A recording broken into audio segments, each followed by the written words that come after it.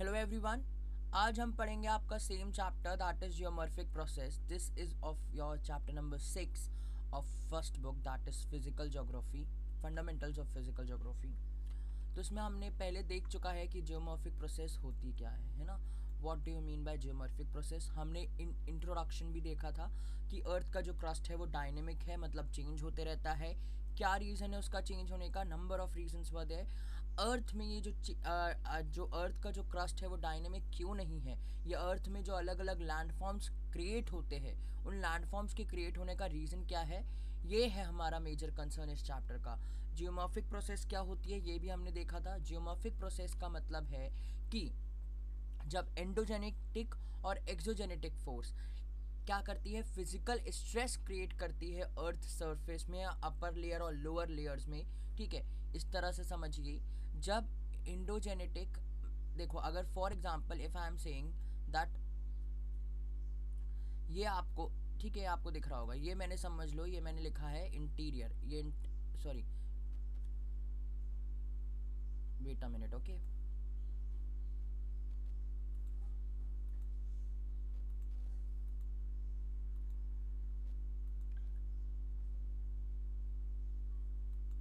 देखो अगर मैं बोल रहा हूँ ये आपका अर्थ का अपर लेयर है मतलब क्रस्ट है, ये आपका एक्सटीरियर है मतलब बाहर वाला एरिया अर्थ का, ठीक है,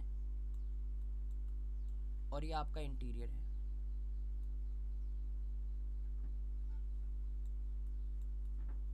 तो होगा क्या है ना, ये आपका एक्सटीरियर है और ये इंटीरियर है. तो होगा क्या, इंटीरियर की अर्थ के इंटीरियर की जो स्ट्रेस है दैट इज एंडोजेनेटिक फोर्सेस क्या करेगी, फोर्स क्रिएट करेगी बाहर अंदर से, एक्सोजेनेटिक फोर्सेस बाहर से स्ट्रेस क्रिएट करेगी, है ना. तो होगा क्या, डिफरेंट लैंडफॉर्म्स का फॉर्मेशन होगा. और ये जो डिफरेंट लैंडफॉर्म्स का फॉर्मेशन होगा वो दो तरह से होता है, या तो एंडोजेनेटिक फोर्सेस की हेल्प से होता है या तो एक्सोजेनेटिक फोर्सेस की हेल्प से. एंडोजेनेटिक फोर्सेस क्या करती है, लैंडफॉर्म्स का क्रिएशन करती है, वेयर एज एक्सोजेनेटिक फोर्सेस क्या करती है, पूरी कोशिश करती है कि उन लैंडफॉर्म्स को क्या किया जाए, लेवलिंग अप किया जाए, जिसको हम क्या कहते हैं, ग्रेडेशन. ग्रेडेशन सुना था ना आपने. अब ग्रेडेशन दो तरह के होते हैं, डिग्रेडेशन और अग्रेडेशन. ये देखो ग्रेडेशन दो तरह के होते हैं, डिग्रेडेशन और अग्रेडेशन. डिग्रेडेशन का मतलब है जब आप क्या करो, लैंडफॉर्म्स को कम करने की कोशिश करो, और अग्रेडेशन मतलब क्या होता है, जब क्या आप डिप्रेशंस को फिल करते हो. मतलब कि अगर समझ लो यहाँ माउंटेन है, ये एरिया पूरा खाली है, तो weathering mass wasting and mass wasting and number of things are responsible. और क्या होगा, यहाँ का जो एक्टिव यहाँ के जो माउंटेन एरियाज है, थोड़ा थोड़ा क्या होगा, ग्रेडियंट्स जो है वो टूट टूट कर in a long span of time क्या हो गए, यहाँ कलेक्ट होते जाएंगे, और जिसके कारण क्या होगा, एक लेवलिंग अप होगा. पर ये लेवल हो नहीं पाता है. क्यों नहीं हो पाता है उसको हमने देखा था कि क्या रीज़न था लेवलिंग ना होने का. लेवलिंग ना होने का मेजर रीज़न ये था कि अर्थ का जो अंदर से प्रेशर है वो बढ़ते जाता है, और बाहर से जो प्रेशर है वो भी बढ़ता है, लेकिन अंदर का प्रेशर जो रहता है वो थोड़ा ज़्यादा रहता है. और over long period of time क्या होता है, डेपोजिशन जो रहता है वो ज़्यादा नहीं हो पाता, जिसके कारण लैंडफॉर्म्स में इक्वालिटी या एक तरह से सर्टेनिटी नहीं आती. ठीक है, अब आते हैं क्या आपके नेक्स्ट टॉपिक में. हाँ, आपको एंडोजेनेटिक और एक्सोजेनेटिक फोर्सेस के कुछ एजेंट्स भी बताने थे. एंडोजेनेटिक फोर्सेस के बारे में हम थोड़ा सा पढ़ेंगे इस चैप्टर में. Exogenetic forces is the major concern of our in this chapter. Firstly the basic concern of our is that कि what are the basic agents of exogenetic forces, what are the agents और who are the agents, है ना. The water, moving ice, masses and wind. देखो I am talking about masses, it means the plates or the slabs of plate that exist in the interior of the earth or in the upper part of the crust. Number one. Okay, now if I am talking about water, it means that water is a fuel substance which flow from one place to another and also carry lot of things. So the water is one of the most biggest agent which carry lots of material from one place to another, and it transport soil, dust and stones from one place to another, and that is why that the agent, आपने class 11th की ही physical India की book में पढ़ा होगा कि जो alluvial soil का formation है वो रिवर के कारण हुआ है ना। तो ये जो रिवर का रीजन है वो क्या है, वाटर जो था वो फ्लो कर करके लेके जा रही थी, रिवर का वाटर जो था वो सॉइल को फ्लो कर करके लेके जा रही थी, और किसका फॉर्मेशन हुआ था, एलिवल सॉइल का, है ना। तो वैसे ही वाटर जो है अलग अलग मटेरियल्स को एक जगह से दूसरी जगह क्या करता है, डिपॉजिट करता है, जिसके कारण क्या होता है, ये एक एजेंट है ना। उसके बाद में अगर मूविंग और आइस विंड की बात करूँ तो माउंटेन एरियाज में आपको मिलेंगे आइस विंड्स, है ना। हमारे देश में माउंटेन एरियाज में जो थोड़ा सा हिली रीजन है वहाँ आपको क्या मिलेंगे, आइस कैप्स, इस तरह से आइस से ढके हुए। अब कभी कभी ऐसा भी होता है कि टेम्परेचर बढ़ जाता है ना, कभी कभी ऐसा भी होता है कि टेम्परेचर बढ़ जाता है। टेम्परेचर बढ़ जाने के कारण क्या होता है, आइस कैप्स या आइस शीट्स रहती है वो मेल्ट करने लगती है, जिसके कारण क्या होता है, ये फ्लो होती है, और फ्लो होने के साथ साथ अपने साथ बहुत सारे मटेरियल को ले जाती है, क्योंकि वो वाटर की स्टेट में आ जाती है, लिक्विड स्टेट में आ जाती है। आइस जो कि थोड़ा सा solid, light solid, not that much, वो क्या हो जाती है, लिक्विड के स्टेट में आ जाती है जब वो टेम्परेचर इंक्रीज हो जाता है। विंड, ऑब्वियसली विंड एक पन्नी उड़ा के ले जा सकती है, विंड एक पॉलिथीन उड़ा के ले जा सकती है, तो वो किसी भी डस्ट पार्टिकल को एक जगह से दूसरी जगह उड़ाकर ले जा सकती है। तो यहाँ आपका एंडोजेनेटिक और एक्सोजेनेटिक फोर्स का मैंने फिर से थोड़ा बेसिक बता दिया। एंडोजेनेटिक फोर्सेस की डिफरेंसेस ये है, एक्सोजेनेटिक फोर्सेस के ये है। एंडोजेनेटिक फोर्सेस वो फोर्स जो अर्थ के अंदर से ओरिजिनेट होती है, एक्सोजेनेटिक फोर्सेस जो अर्थ के बाहर से ओरिजिनेट होती है। अब रीज़न क्या है इन दोनों के वो हम नेक्स्ट स्लाइड में देखेंगे, है ना। देखो, इंटरनल फोर्सेस एग्जिस्ट होती है, ये आप डिफरेंसेस देख लीजिएगा, ये मैंने पहला बता दिया हूँ। ये इसे कंस्ट्रक्टिव फोर्स भी कहते हैं, क्योंकि ये क्या करती है, लेयर्स बनाती है अर्थ का। समझ लो अगर मैं बात कर रहा हूँ वॉल्केनिक इरप्शन की ही, है ना, तो यहाँ से मैग्मा निकला और बाद में अर्थ में लावा की तरह स्प्रेड हो गया। स्प्रेड हुआ तो क्या हुआ, किसका फॉर्मेशन हुआ, इग्निशियस रॉक का। On the passage of time क्या हो गया, वो सेडिमेंट्री बनी, और उसके बाद मेटामॉर्फिक बनी, और सेडिमेंट्री बनी, और फिर क्या बनी, मेटामॉर्फिक। तो इस तरह से जो रॉक्स रहती है उसका फॉर्मेशन हो जाता है, मतलब कि अपर लेयर ऑफ अर्थ का फॉर्मेशन होता है। अब होता क्या है, जब ये लेयर्स का फॉर्मेशन हो गया तो ये एक्सोजेनेटिक फोर्सेस क्या करती है, मास वास्टिंग, है ना, मास वास्टिंग, या अगर मैं बात करता हूँ apart from mass wasting, soil erosion या इरोजन, है ना, या अगर मैं बात करता हूँ पूरी कोशिश करती है वेदरिंग, रॉक्स को हिट करने की कोशिश करती है। वेदरिंग का मतलब मौसम परिवर्तन नहीं है यहाँ, है ना। वेदरिंग का मतलब है कि जब रॉक्स में चेंजेस आए, केमिकल, फिजिकल, है ना, इन सिटू मतलब कि उसी जगह में रखे अगर वो सॉइल, अगर वो रॉक में फिजिकल चेंजेस आ गए। पहले रॉक जो थी वो इस तरह की थी, फिर रॉक कुछ समय बाद ऐसी हो गई, फिर रॉक कुछ समय बाद गायब हो गई, या कुछ समय बाद थोड़ी सी कम दिखने लगी। तो ये जो डिफरेंसेस है वो इन सिटू मतलब कि एक ही जगह में रखे रॉक में हिटे हुई, जिसके कारण क्या हुआ, ये जो रॉक है वो क्या हो गई, डिस्ट्रक्ट हो गई। तो क्या होता है, वेदरिंग। वेदरिंग का मतलब है is a part of what, exogenetic force. Weathering का मतलब है जब किसी एक स्पेसिफिक जगह में रखे रॉक में चेंजेस आ जाते हैं, रॉक की फिजिकल और केमिकल प्रॉपर्टीज चेंज हो जाती है, तो उसे हम क्या कहेंगे, वेदरिंग। रॉक्स में चेंजेस आते हैं बेटा, याद रखिएगा, रॉक्स में, ठीक है। नाउ नेक्स्ट, ये अर्थ मूवमेंट में मैंने बताया था पिछली वीडियो में, एंडोजेनेटिक फोर्सेस और exogenetic forces, sudden forces, earthquake, volcano, these are the type of endogenetic forces, okay, don't forget to read it once. Diastrophism forces is also one of the major leading cause, हम देखेंगे अगले इसी slide में।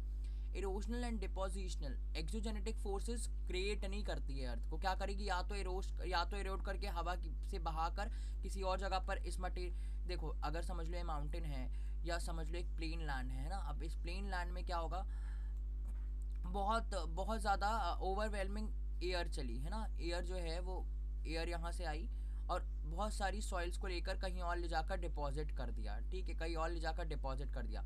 तो जो exogenetic forces होती है वो मोस्टली क्या करती है, या तो वो डिपॉजिट करती है, या तो वो इरोड करती है। इरोड मतलब कि कम करती है, या अपने साथ किसी चीज़ की क्वालिटी को गिराने की कोशिश करती है। जो एयर है इसने क्या किया, यहाँ से सॉइल लेके गई, तो यहाँ क्या हुआ, इरोजन हुआ, क्योंकि सॉइल में कमी आ गई, और यहाँ जाके वो सॉइल जो थी वो कलेक्ट हो गई, मतलब कि क्या किया, डिपॉजिट किया, तो क्या हुआ, डिपोजिशन हुआ। तो यहाँ इतना आपको समझ में आया।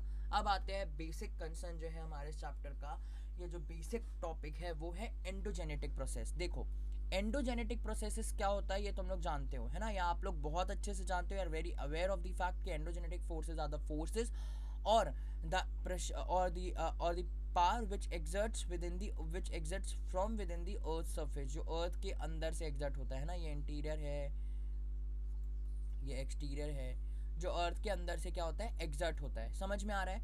अब बात करते हैं कि एंडोजेनेटिक प्रोसेस होती क्या है। देखो, ये जो अर्थ के अंदर से इतना सारा प्रेशर इंक्रीज होता है ना, जो प्रेशर रहता है, इस प्रेशर को इंक्रीज करने के कई सारे कारण हैं। पहला, या तो रेडियो एक्टिविटी होगी। रेडियो एक्टिविटी में मतलब कि अर्थ में आप लोगों को अगर पता हो, यहाँ बहुत सारे, ये रेड वाला रीजन जो दिख रहा है ना, जिसे हम क्या बोलते हैं, मेंटल में बहुत ज़्यादा मैग्मा जो है वो सर्कुलेट होता रहता है। बेटा मैं आपको क्लियरली बता रहा हूँ, वैसा ही सर्कुलेट होता है ना, जिस तरह से मैं सर्कुलेट कर रहा हूँ, इस तरह से सर्कुलेट होता रहता है। और सर्कुलेट होने के कारण ये जो मैग्मा रहता है वो क्रस्ट तक जाने की कोशिश करता है ना, क्योंकि मूवमेंट जो है वो क्रस्ट तक जाने की कोशिश करता है। जब क्रस्ट तक जाने की कोशिश करता है तो होता क्या है, वोल्केनिक इरप्शन और अर्थक्वेक। क्रस्ट तक जाने की कोशिश करता है तो क्रस्ट की जो प्लेट्स रहती है, ये जो प्लेट्स रहती है वो क्या करने लगती है, just because of this volcanic magma का मूवमेंट क्या होता है, just because of this magma movement क्या होता है, कई बार मैग्मा यहाँ से हिट होकर क्रस्ट के अपर लेयर तक आते हैं, और क्रस्ट के अपर लेयर क्या है, प्लेट्स को हिट करते हैं और प्लेट्स मूव करने लगती है।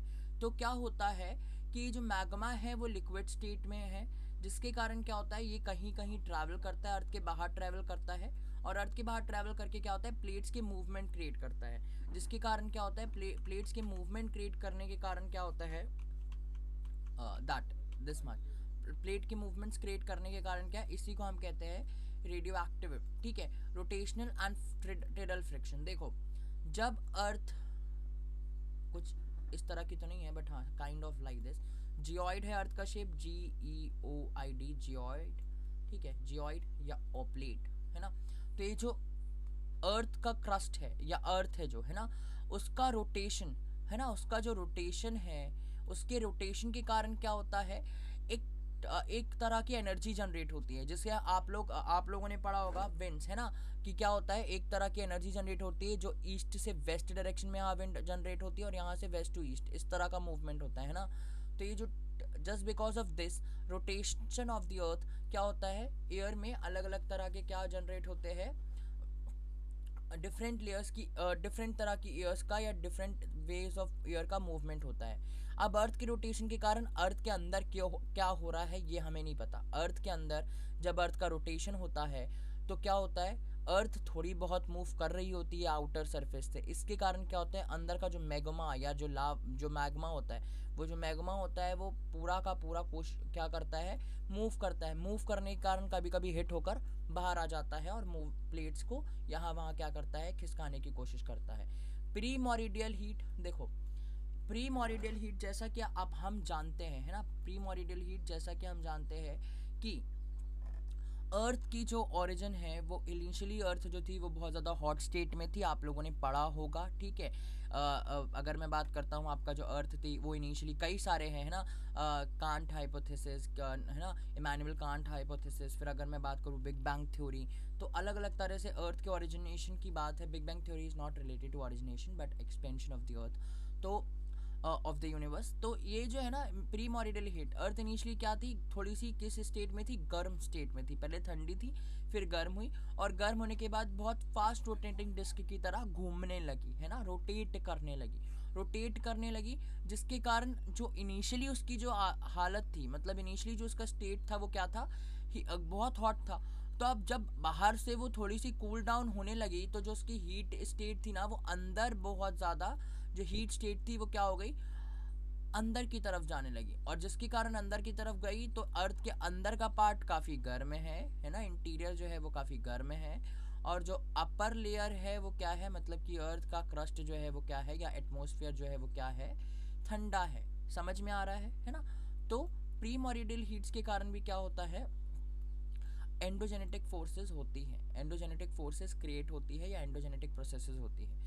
एंडोजेनेटिक प्रोसेसेस मेजरली क्या है, एंडोजेनेटिक फोर्सेस या एंडोजेनेटिक प्रोसेसेस के कई सारे रीजंस है, वो है radio activity, rotational and tidal friction, tidal friction is movement of rotation of the earth surface, जिसके कारण है ना अर्थ के रोटेशन के कारण क्या होता है, विंड्स के डायरेक्शन चेंज हो जाता है। ये इस चैप्टर में नहीं है बट फिर भी बता रहा हूँ, विंड्स के डायरेक्शन चेंज हो जाता है, जिसके कारण क्या होता है, विंड्स के डायरेक्शन से कोई लेना देना नहीं है हमें। इसके रोटेशन के कारण क्या होता है, अर्थ के इंटीरियर में जो मैग्मा जो रहता है वो मूव करने लगता है बहुत फास्टली, और फास्टली मूव करने के कारण क्या होता है, कभी कभी प्लेट के मूवमेंट्स हमें दिखते हैं। प्रीमोरिडियल हीट, अर्थ के अंदर जो इतनी गर्मी है वो क्या किस रीज़न से है, क्योंकि अर्थ जो थी वो इनिशियली बहुत हॉट थी, बाहर भी गर्म थी और अंदर भी गर्म थी, है ना। जब अर्थ को क्या किया गया, जब धीरे धीरे कूलिंग डाउन हुआ तो अर्थ की जितनी भी बाहर की हीट थी वो अंदर की तरफ आ गई, जिसके कारण और ज़्यादा क्या हुआ, अर्थ की हीटिंग बढ़ गई, अंदर से बाहर से नहीं, ठीक है, ताकि हम रह पाए। तो इस तरह से तो ये जो हीट है वो आज भी वर्क करती है अर्थ के अंदर, और क्या करती है, कई बार बहुत ज़्यादा वोल्केनिक इरप्शन करती है और टेक्टोनिक मूवमेंट्स करती है, और क्या करती है, अर्थक्वेक क्रिएट करती है। अब होता क्या है, जो एंडोजेनेटिक फोर्सेस है ना, एंडोजेनेटिक फोर्सेस जो है ये कहीं बिल्कुल यूनिफॉर्म नहीं है ना। यूनिफॉर्म इन द सेंस कि अगर मैं बात करूं कि एंडोजेनेटिक फोर्सेस जो है, अगर आप बात करते हो कि अर्थ का क्रस्ट जो है वो अनइवन है ना। अगर मैं बात करूँ, आप बात करते हो कि अर्थ का जो क्रस्ट है वो अनइवन है, जैसे कि समझ लो प्लेन है, ये फिर प्लाट्यू है ना, और ये माउंटेन्स है। अर्थ का जो क्रस्ट है वो क्या है, अनइवन है, कहीं हमें माउंटेन्स मिलेगा, कहीं हमें प्लाट्यू मिलेगा, कहीं हमें प्लेन मिलेगा, है ना, ये कहीं हमें प्लेन मिलेगा। तो अर्थ का जो क्रस्ट है वो कहीं ना कहीं क्या है, एक तरह से देखा जाए तो इवन नहीं है, यूनिफॉर्म नहीं है। क्यों नहीं है यूनिफॉर्म, क्योंकि हम ये बता नहीं सकते कि कब अर्थक्वेक किस जगह से क्रिएट हो जाए, या कहाँ से क्या मैग्मा का इरप्शन हो और वो लावा में ट्रांसफॉर्म हो जाए। समझ में आ रहा है। तो अर्थ का जो सरफेस है वो अनइवन है, अर्थ का जो सरफेस है वो अनइवन है just because of the uneven process which is taken place due to endogenetic forces. Endogenetic forces मतलब कि अर्थक्वेक, वोल्केनिक इरप्शन और प्लेट टेक्टोनिक के कारण मूवमेंट जो होते हैं वो अनइवन होते हैं। क्यों अनइवन होते हैं, क्योंकि अंदर से जो मैग्मा है या जो लावा मैग्मा है वो क्या करता है, हिट करता है किसको, अर्थ की सरफेस को, है ना, अंदर से। और हिट करने के कारण क्या होता है, बाहर वाले रीजन में जब वो पहुंचता है तो हम डिसाइड नहीं कर सकते। कभी समझ लो उसने ऑस्ट्रेलिया की प्लेट में हिट किया तो ऑस्ट्रेलिया की प्लेट मूव करेगी। बेटा इसमें देखो, यहाँ देखो, कभी उसने समझ लो यहाँ कहीं इंडो ऑस्ट्रेलियन प्लेट में हिट किया तो इंडो ऑस्ट्रेलियन की प्लेट मूव करेगी ना, ठीक है, ये देखो ये दिख रहा है। अगर समझ लो कभी उसने इंडो ऑस्ट्रेलियन और पैसिफिक प्लेट मूव करेगी ना, तो सिमिलरली यहाँ किसी एंड माउंटेन्स का फॉर्मेशन होगा, है ना, या जो भी माउंटेन का फॉर्मेशन वैसे होगा नहीं, क्योंकि ओशनिक प्लेट है और ये क्रस्टल प्लेट। अगर दो क्रस्टल प्लेट अगर इस तरह से मूव करती है तो क्या होगा, किसका फॉर्मेशन हो जाएगा, माउंटेन का फॉर्मेशन होगा ना। तो क्या होता है, ये हम अनइवन है कि हम नहीं बता सकते कि कहाँ है अर्थ का जो मैग्मा होगा रिलीज होगा, या अर्थ को मैग्मा हिट करेगा क्रस्ट को, या प्लेट्स को क्रस्ट हिट करेगा मैग्मा और वहाँ मूवमेंट्स होंगे। तो जस्ट बिकॉज ऑफ दिस अलग अलग जगह पर अलग अलग तरीके से प्लेट्स का मूवमेंट होता है, जिसके कारण क्या होता है, जो अर्थ का क्रस्ट है वो क्या है, अनइवन है। अब आते हैं नेक्स्ट टॉपिक में, एंडोजेनेटिक प्रोसेस का ही एक टॉपिक है जिसे कहते हैं डायस्ट्रोफिज्म। देखो एंडोजेनेटिक प्रोसेस में आप लोग बिल्कुल याद रखना, एंडोजेनेटिक प्रोसेस का मतलब वो प्रोसेस जिसमें इंटीरियर, जितने भी अर्थ के इंटीरियर से जो एक्टिविटीज होती है, ठीक है, चाहे वो वोल्केनिक इरप्शन हो, अंदर से ही होता है, बाहर से कोई वोल्केनिक इरप्शन नहीं होता अर्थ के, ठीक है, अंदर से मैग्मा रिलीज होता है और बाहर आकर वो लावा में कन्वर्ट हो जाता है, ठीक है। वोल्केनिक इरप्शन हो चाहे अगर मैं बात करता हूँ आपका वो अर्थक्वेक हो, अर्थक्वेक में भी मैग्मा बहुत बड़ा रोल प्ले करता है। मैंने बता दिया क्यों।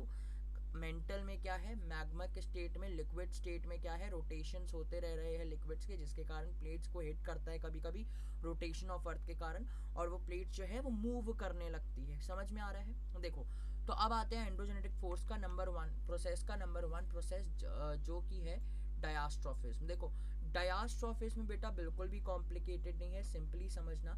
डायस्ट्रोफिज्म का मतलब है जो हमें अलग अलग टाइप के लैंडफॉर्म्स अर्थ में मिलते हैं, है ना, ये प्लेन, प्लेट्यू और माउंटेन। अलग अलग तरह के जो लैंडफॉर्म्स हमें कहाँ मिलते हैं, अर्थ में मिलते हैं। इन लैंडफॉर्म्स को एलिवेट करने का, बनाने का, है ना, और है ना क्रिएशन करने का, ये सब जो है किसका काम है, डायस्ट्रोफिज्म का। ये जितनी भी प्रोसेसेस है जो माउंटेन्स को बिल्ट करती है ना, माउंटेन्स को बिल्ट करती है, और अलग अलग अर्थ सरफेस को बिल्ड करती है, वो किस में आएगी, डायस्ट्रॉफिज्म में। वो सारी प्रोसेसेस, वो सारी प्रक्रियाएं जिसमें जिसमें अर्थ का क्रस्ट का फॉर्मेशन होता है। अब अर्थ के क्रस्ट का फॉर्मेशन कैसे होगा, या तो माउंटेन बनेगा, या तो प्लेट्यू बनेगा, या तो प्लेन बनेगा, या तो क्या होगा, डिप्रेशन बन जाएंगे, है ना। तो ये जो भी होगा अर्थ के क्रस्ट का या तो बिल्डअप करने की कोशिश करती है, या तो मूव करने की कोशिश करती है ना। वो सारी प्रोसेसेस क्या होगी, डायस्ट्रॉफिज्म कहलाएगी। अब डायस्ट्रॉफिज्म हम कई तरह से डिवाइड कर सकते हैं ब्रॉडली। कई लोग बोलते हैं ऑरिजेनिक और एपीऑरिजेनिक बस है, but according to your book there are 4 types of diastrophism, that is orogenic, epeirogenic, earthquake and plate tectonics. देखो इसको बहुत सीरियसली समझना होता क्या है। अब हम आते हैं सबसे पहले हम ऑरिजेनिक में। ऑरिजेनिक प्रोसेस में क्या होता है, सबसे पहला लिखो आप लोग, ऑरिजेनिक प्रोसेस जो रहती है, ऑरिजेनिक प्रोसेस में जो प्लेट्स का मूवमेंट होता है ना, वो कैसा होता है, माउंटेन फॉर्मेशन डाइवर्जेंट में होता है, कन्वर्जेंट में होता है कि ट्रांसफॉर्म में होता है, बताओ। आंसर क्या होगा, सिंपल, कन्वर्जेंट में होता है। कन्वर्जेंट में क्या होता है, जब दो कॉन्टिनेंटल प्लेट्स आपस में टकराती है और अगर इक्वल वॉल्यूम की होगी तो क्या होगी, दोनों की दोनों एलिवेट हो जाती है और किसका फॉर्मेशन होता है, माउंटेन का। तो ऑरिजेनिक प्रोसेस में क्या मूवमेंट होता है, हॉरिजॉन्टल मूवमेंट होता है, किसका, अर्थ की क्रस्ट का, जिसके कारण माउंटेन का फॉर्मेशन होता है। ठीक है, तो सिंपली इसको इस तरह से समझो कि ऑरिजेनिक प्रोसेस के कारण माउंटेन का फॉर्मेशन होता है। ऑरिजेनिक प्रोसेस में क्या होता है, दो कॉन्टिनेंटल प्लेट जब आपस में टकराती है, आपस में क्या होती है, एक तरह अट्रैक्ट होती है और अट्रैक्ट होने के बाद माउंटेन का फॉर्मेशन करती है। तो वो कौन सी प्रोसेस होगी, ऑरिजेनिक प्रोसेस। ऑरिजेनिक प्रोसेस जो है वो हॉरिजॉन्टल प्रोसेस होती है। ठीक है, अब माउंटेन बिल्डिंग जो है वो किससे होगी, इंटीरियर। ये जितना भी डायस्ट्रॉफिस में हम जितने भी मूवमेंट्स पढ़ेंगे अर्थ के, वो सब इंटीरियर ऑफ द अर्थ से क्रिएट हो रहा है। ठीक है, अर्थ के अंदर से जितने भी मूवमेंट्स हो रहे हैं उसके बारे में हम पढ़ेंगे बेटा। ठीक है, देखो अगर मैं बात करता हूँ, यहाँ मैग्मा लिक्विड स्टेट में है, मतलब कि क्रस्ट में। अब हिट हुआ, हिट होने के बाद प्लेट में कहीं ना कहीं हिट होने के बाद क्या हुआ, प्लेट्स को हिट करेगा। प्लेट को जब हिट करेगा तो दो कन्वर्जन बाउंड्री, सॉरी दो मेजर प्लेट जो होगी वो क्या होगी, आपस में क्या करेगी, टकराएगी। टकराने, यहाँ से तो वैसे नहीं टकराएगी जहाँ हिट हुआ है, यहाँ से कहीं से टकराएगी, यहाँ से और यहाँ से कहीं से टकराएगी, और आपस में जब टकराएगी तो क्या होगा, माउंटेन का फॉर्मेशन होगा। समझ में आ रहा है, किसका फॉर्मेशन होगा, माउंटेन का फॉर्मेशन होगा। तो ये क्या है, कन्वर्जेंट बाउंड्री। याद रखिएगा कि जब दो प्लेट्स आपस में टकराती है और माउंटेन का फॉर्मेशन करती है और प्लेट्स का मूवमेंट, अर्थ के अंदर से ही प्लेट्स की मूवमेंट, ये जो बाउंड्रीज है इनका मूवमेंट अर्थ के अंदर से ही होता है। ठीक है, वॉल्केनिक इरप्शन का सोर्स और प्लेट मूवमेंट्स का सोर्स और प्लेट टेक्टोनिक का सोर्स कॉमन है, that is magma which erupts from crustal area, sorry mantle area. समझ में आ रहा है। तो जब प्लेट ये मूव करेगी तो किसका फॉर्मेशन करेगी, माउंटेन का। माउंटेन का फॉर्मेशन हुआ और when the mountain get formed, हमारा काम यहाँ खत्म होता है कि ऑरिजिनिक होता क्या है। ठीक है, ऑरिजिनिक में किसका फॉर्मेशन होता है बेटा, माउंटेन का फॉर्मेशन होता है। ठीक है, अब आते हैं आपके नेक्स्ट टॉपिक में, दैट इज एपिओरिजेनिक। एपिओरिजेनिक का मतलब है, आप लोगों को इससे अच्छा समझ में आएगा, देखो हाँ ये एपिओरिजेनिक का मतलब है, नहीं यहां से समझो, रुको, काइंड ऑफ दिस। एपिओरिजेनिक का मतलब है वर्टिकल मूवमेंट्स, जिसमें क्या होता है, क्रस्ट का, जिसमें कि अर्थ के कॉन्टिनेंट का फॉर्मेशन होता है। अब अर्थ के कॉन्टिनेंट का फॉर्मेशन कैसा होगा, पहला तो ये याद रखना, एपिओरिजेनिक मूवमेंट जो है वो ऑर्टिकल मूवमेंट से क्रिएट होती है। अर्थ के अंदर से जो वर्टिकल रेस निकलती है, दैट इज मैग्मा, निकलने के बाद इरप्ट होती है, इरप्ट होने के बाद यहाँ फैलेगी। ये जो लावा मैग्मा है वो बाहर आकर लावा कहते हैं, जैसे हम बाहर अर्थ के लावा में बन जाती है और लावा में ट्रांसफॉर्म होकर क्या करती है, लैंडफॉर्म का क्रिएशन करती है। तो ये क्या है, एक तरह से लैंडफॉर्म का क्रिएशन कर रही है। ठीक है, लैंडफॉर्म का यहाँ उसने क्रिएशन किया, यहाँ लावा पूरा स्प्रेड हो गया और बाद में जब इग्निशियस रॉक ट्रांसफॉर्म्ड हुई है ना, तो क्या हो गई, कन्वर्ट हो गई। तो इस तरह से किसका फॉर्मेशन करती है ये, एक तरह से लैंडफॉर्म का। तो एपिओरिजेनिक मूवमेंट जो होता है उस मूवमेंट में क्या रहता है, अर्थ के लार्ज पार्ट का क्रिएशन होता है, दैट इज कॉन्टिनेंट। तो याद रखना ओरिजिनिक मूवमेंट जो रहता है उसमें माउंटेन की बिल्डिंग का प्रोसेस होता है, मतलब कि माउंटेन का फॉर्मेशन होता है। आप लोगों ने देखा होगा अर्थ में कई सारी प्लेट्स है, ये जो प्लेट्स के मूवमेंट है वो किस तरह से होता है। अगर इसमें 15 मेजर प्लेट्स और 7 माइनर प्लेट्स हैं, ये जो अगर इसमें आपको समझ में नहीं आ रहा होगा तो आप चाहो जैसे ये देखो, Pacific plate, Indo Australian plate, और Eurasian plate, Caribbean plate, South American plate, Nazca plate, African plate, Eurasian plate, है ना। तो there are lots of plate, Eurasian plate is a common यहाँ से भी और यहाँ से भी, ठीक है। तो बहुत सारी प्लेट्स है, अगर उसमें नहीं समझ में आ रहा हो तो ये रेड जो है ये बाउंड्रीज है, इसे हम बाउंड्रीज कहते हैं। ये जो रेड रेड दिख रहा है ना, ये बाउंड्रीज है। और ये बाउंड्रीज कवर किसको करके रखी है, प्लेट्स को। प्लेट्स क्या है, जैसे ये समझ लो, ये एक क्या है, ओशनिक प्लेट, सॉरी ये क्या है, एक कॉन्टिनेंटल प्लेट है ना। ये क्या है, ये पूरी की पूरी ओशनिक प्लेट है। ये क्या है, ये वाली जो प्लेट है ये कौन सी प्लेट है, ये भी कॉन्टिनेंटल प्लेट है। नास्का ओशनिक प्लेट है, अरेबियन प्लेट है। ये जो क्या है, ये भी कॉन्टिनेंटल प्लेट, ये भी कॉन्टिनेंटल प्लेट, ये भी कॉन्टिनेंटल प्लेट। तो कॉन्टिनेंटल प्लेट्स वो प्लेट्स होती है जिसमें लैंडफॉर्म्स रहते हैं, और ये जो तुम्हारा ओशनिक प्लेट्स है उसमें वाटर, ठीक है। तो यहाँ आपका एपिओर्जेनिक समझ में आया। एपिओर्जेनिक का मतलब है जिसमें कि लैंडफॉर्म्स का क्रिएशन हो, जिसमें लार्ज लैंडफॉर्म्स के क्रिएशन हो, मतलब कि कॉन्टिनेंट्स के क्रिएशन हो। ये इसका मूवमेंट वर्टिकल रहता है। ओरिजिनिक का मतलब है जिसमें माउंटेन का फॉर्मेशन, और माउंटेन का फॉर्मेशन किस में होता है, किसमें होता है माउंटेन का फॉर्मेशन, जब दो कन्वर्जेंट बाउंड्रीज आपस में टकराती है, माउंटेन का फॉर्मेशन होगा। माउंटेन का फॉर्मेशन होता है जिसके कारण क्या होता है, माउंटेन बिल्ड होता है। और किस मूवमेंट से बिल्ड होता है, हॉरिजॉन्टल मूवमेंट से। तो यहाँ आपका ओरिजिनिक और एपिओरिजिनिक खत्म होता है। अब आते हैं अर्थक्वेक में। सिंपल है, जब मैग्मा जो होगा बाहर आएगा और हिट करेगा अर्थ क्रस्ट में तो क्या होगा, अर्थक्वेक क्रिएट होगा, है ना। अर्थक्वेक जो होता है वो प्लेट्स में हिट करता है, और हिट करने के बाद ज़रूरी बहुत लार्ज स्टेट में नहीं, पर हाँ हिट करता है जैसे ही, तो क्या होता है, प्लेट्स जो रहती है वो मूव करती है, और जिसके कारण अर्थक्वेक क्रिएट हो जाता है। प्लेट टेक्टोनिक्स बेटा आप जानते हो, ये प्लेट टेक्टोनिक्स में प्लेट टेक्टोनिक्स आप जानते हो कि अर्थ में कई सारी प्लेट्स है। ये जो प्लेट है वो मूव करती है, और जैसे ये प्लेट्स मूव करती है तो होता क्या है, अलग अलग लैंडफॉर्म्स के क्रिएशन होते हैं। आप जानते हो अगर दो कॉन्टिनेंटल ने टकराया तो दो कॉन्टिनेंटल ने टकराया तो माउंटेन का फॉर्मेशन होगा, है ना। अगर एक कॉन्टिनेंटल और एक ओशनिक ने टकराया तो ट्रेंच का फॉर्मेशन हो जाता है ना। यहाँ सबसे ज़्यादा बड़ा ट्रेंच है जिसे हम क्या कहते हैं, मैरियाना ट्रेंच, है ना। सबसे डीपेस्ट पॉइंट है अर्थ का, है ना। सबसे हाईएस्ट पॉइंट माउंट एवरेस्ट, है ना। वैसे ही क्या होता है, जब अलग अलग प्लेट्स आपस में टकराती है विद डिफरेंट क्वालिटीज़, जो मेजर प्लेट रहती है, जो बड़ी प्लेट रहती है, अगर दो कॉन्टिनेंटली प्लेट टकरा रही है, और अगर एक जो है वो लोअर है और एक जो है वो लार्जर है, तो लोअर वाली नीचे की तरफ चली जाती है और लार्जर वाली ऊपर की तरफ, ठीक है। अब जब दो इक्वल वॉल्यूम की प्लेट टकराती है तो क्या होता है, दोनों एक दूसरे को क्या कर लेती है, इक्वल वॉल्यूम की प्लेट टकराती है तो क्या होता है, या तो वो क्या करते हैं, वो अल्टीमेटली वो वैसे माउंटेन का ही फॉर्मेशन करते हैं, पर कई बार ऐसा भी होता है कि दोनों प्लेट एक के ऊपर एक आ जाती है ना। ना माउंटेन का फॉर्मेशन होता है, ना ही ट्रेंच का। क्या होता है, सीधे दो प्लेट इक्वली एक लैंडफॉर्म क्रिएट कर लेती है। समझ में आया इतना, है ना।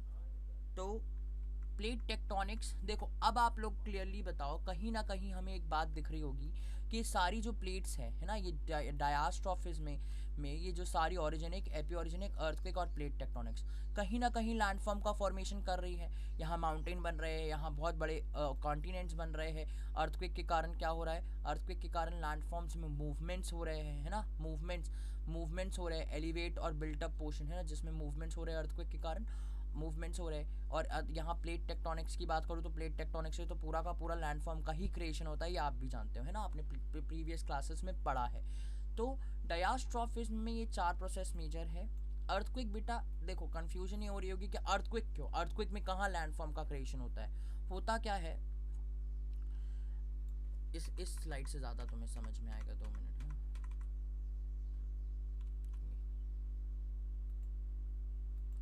होता क्या है, यहाँ से जब मैग्मा रिलीज होता है और यहाँ कहीं हिट करता है, हिट करने के बाद क्या होता है, प्लेट मूव करती है बेटा। अर्थक्वेक के कारण प्लेट्स का मूवमेंट होता है, और जैसे ही प्लेट्स का मूवमेंट होगा तो कॉन्टिनेंट और ओशनिक प्लेट आपस में टकराएगी तो ट्रेंच, और अगर कॉन्टिनेंट और कॉन्टिनेंट टकरा दी तो क्या हो जाएगा, माउंटेन्स, है ना। तो कहीं ना कहीं ये जो ओशनिक प्लेट, जो प्लेट्स का मूवमेंट है, अर्थक्वेक के कारण प्लेट्स मूव करती है। मूव करने के कारण कई बार डिप्रेशंस भी फॉर्म करती है, पर वो अर्थ क्रस्ट को फॉर्म कर रही है, तो क्या होता है, अर्थक्वेक। तो क्या होता है, अर्थक्वेक के कारण क्या होता है, माउंटेन बिल्डिंग प्रोसेस होती है। समझ में आ रहा है, ये देखो, ये तो यहाँ आपका ये वाला टॉपिक खत्म होता है। अब हम आते हैं आपके नेक्स्ट टॉपिक में, जो कि है वोल्केनिज्म, सॉरी यहाँ से, हाँ। तो इतना समझ में आया प्लेट टेक्टोनिक तक। होता क्या है कि ओरिजिनी, एपी ओरिजिनी, अर्थक्वेक और प्लेट टेक्टोनिक्स के कारण क्या होता है, फॉल्ट और फ्रैक्चर्स क्रिएट होते हैं अर्थ सरफेस में। अगर मैं बात करूं, ओरिजिनी माउंटेन का फॉर्मेशन हुआ, एपी ओरिजिनी क्रस्ट का फॉर्मेशन हुआ, सॉरी कॉन्टिनेंट का फॉर्मेशन हुआ। अर्थक्वेक के कारण किसका, अर्थक्वेक के कारण क्या हुआ, दो प्लेट मूवमेंट्स टकराई जिसके कारण फॉल्ट्स बने। फॉल्ट्स मतलब कि थोड़े से गड्ढे या फ्रैक्चर्स हो गए, है ना। तो इससे क्या होता है, क्रस्ट में क्या होता है, फॉल्टिंग या फ्रैक्चरिंग क्रिएट होती है। और इस फॉल्टिंग और फ्रैक्चरिंग के कारण उसमें क्या होता है, प्रेशर, वॉल्यूम और टेम्परेचर जनरेट होता है। जब ये प्रेशर, वॉल्यूम और टेम्परेचर अर्थ के सरफेस में जनरेट होता है, प्रेशर अंदर से आ रहा है, ये पूरा का पूरा प्रेशर जब ये इंटीरियर है अर्थ का, इसके अंदर क्या हो रहा है, इसके अंदर से क्या हो रहा है, अर्थ में प्रेशर आ रहा है। अब ये जो प्रेशर है, वॉल्यूम, टेम्परेचर और प्रेशर, वॉल्यूम और टेम्परेचर का बढ़ रहा है, जिसे हम पीवीटी कहते हैं। इस पीवीटी के कारण क्या होगा, अर्थ सरफेस में अलग अलग लैंडफॉर्म्स बनेंगे। ज़्यादा प्रेशर होगा तो क्या होगा, प्रेशर ज़्यादा होगा तो रॉक्स जो है, जो आपकी रॉक्स है वो टूट जाएंगी। अगर वॉल्यूम ज़्यादा होगी तो क्या होगी, आपकी जो रॉक्स है वो इस तरह से फोल्ड हो जाएगी अंदर ही अंदर। अगर समझ लो ये आपकी रॉक के अंदर का, ये आपकी रॉक का अपर पार्ट है, और रॉक में एक पूरा का पूरा स्ट्रेट क्या है, लेयर्स है। अब ज़्यादा वॉल्यूम होगा, जब रॉक में ज़्यादा वॉल्यूम होगा और प्रेशर पड़ रहा है ना, तो क्या होगा, यहाँ अंदर से प्रेशर पड़ रहा है और ये बहुत सारी लेयर्स हैं, तो क्या होगा, कहीं ना कहीं जो रॉक्स होगी वो क्या हो जाएगी, अंदर ही अंदर इस तरह से फोल्ड हो जाएंगी। टेम्परेचर ज़्यादा बढ़ेगा तो क्या होगा, ये जो रॉक्स है वो क्या होंगी, थोड़ी सी हिट होगी और टूटने लगेगी। तो इसे ही हम क्या कहते हैं, पीवीटी, ठीक है। और इन पीवीटी के कारण क्या होता है, रॉक के स्ट्रक्चर में चेंजेस आता है, जिसे हम क्या कहते हैं, मेटामॉर्फिज्म ऑफ रॉक। समझ में आया। और मोस्टली मेटामॉर्फिक रॉक्स भी इसी के कारण फॉर्म्ड होती है। अब है आपका next topic, that is volcanism. Volcanism में हम देखेंगे वोल्केनिक इरप्शन क्या होता है। देखो क्लियरली मैंने इतना लंबी कहानी आप लोगों को बताई है, तो अगर आप चाहो तो इसको पॉज करके आप इस नोट्स को लिख सकते हो, और अगर नहीं तो इसको वैसे लिख के मुझे आप व्हाट्सएप करेंगे अपने पूरे नोट्स। आपने अभी तक एक भी नोट्स नहीं भेजे हैं। क्या होता है, यहाँ से मैग्मा इरप्ट होता है अर्थ सरफेस में, और कई सारे ऐसे रीजन से भी होल कर देता है। ये देखो, ये दिख रहा है।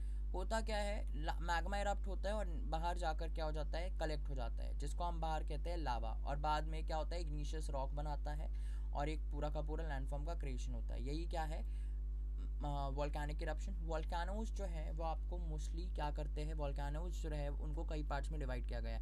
एक्टिव वोल्केनोज है ना, फिर उसके बाद इनएक्टिव वोल्केनोज, डेड वोल्केनोज। तो ये आपने पिछली क्लासेस में पढ़ा होगा, है ना। पिछली क्लासेस में 2-3 चैप्टर्स है वोल्केनो के ऊपर, तो आपने उसमें पढ़ा होगा।